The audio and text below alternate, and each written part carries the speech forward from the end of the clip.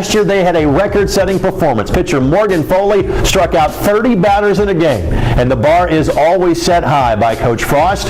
It's national championship talk around this UIndy program. It's about starting the season so doggone early this year. It's a really exciting time for us. We're able to start by NCAA rules the first of February, so we're taking full advantage, and we're going to open up the first weekend of February. So it really gives us an idea of where we're at. We're playing nothing but top 25 teams. We get a couple region games in there, and really gets us ready to kick off the season.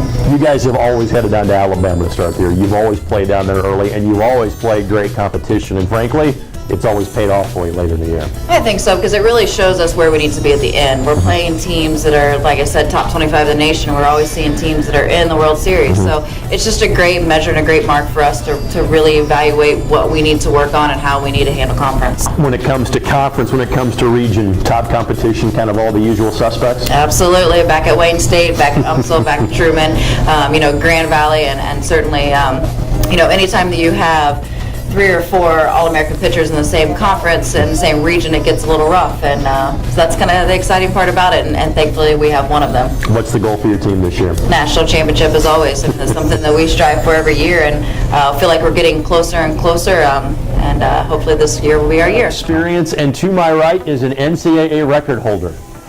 I'm sure everywhere she goes when she's asked about a game or a season, the number 30 tends to come up. Morgan Foley, last year pitcher for the University of Indianapolis, had 30 strikeouts in one game.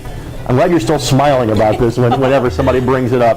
What was going through your mind as that was going on? I really tried not to think about it. Sure. I don't like to count things or jinx myself or look at the scoreboard, but you can't help but to look when you see 13 innings up there. I was just hoping to get done in 5, and then 7 passed, and I was like, all right, let's just win. Yep. So I wasn't really calculating anything or thinking of what was going on, how many strikeouts I had.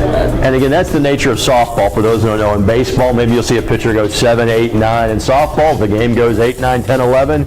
It's that same player that stays out there in the circle. Was that the most you had ever pitched in one game? Yes. That was the most innings I've ever pitched. What was the final pitch count at the end of that game? Do you know? I think it was about 200, 210. Okay, my arm hurts just thinking about that. What's it like knowing your name's in the NCAA record books? It's pretty awesome. I mean, it was really cool, especially because Coach's mom was the first one that said something to me, because I didn't even realize it. I didn't know any of those records or anything, and she was the first one that ran over and was like, do you know what you did? I was like, I have no idea. Yeah, you guys have set the bar so high. The women's softball program here has been so solid every year. What are the goals you and your teammates have set for yourselves this year? Clearly to win a national championship. That's always been our goal. So that's what we're working towards this year more than ever.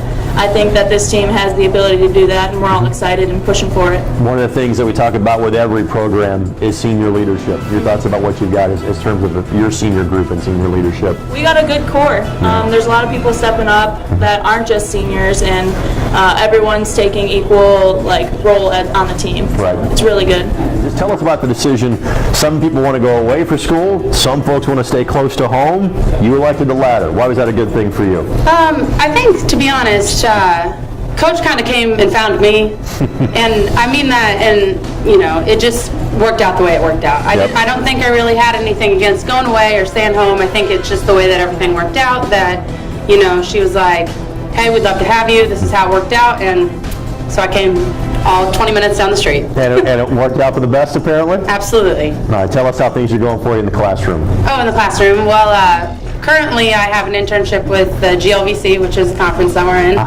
So I'm actually done with classes, which is nice. Just because. Wow. So really, all I have left is my internship, and I'll be out the door. Forever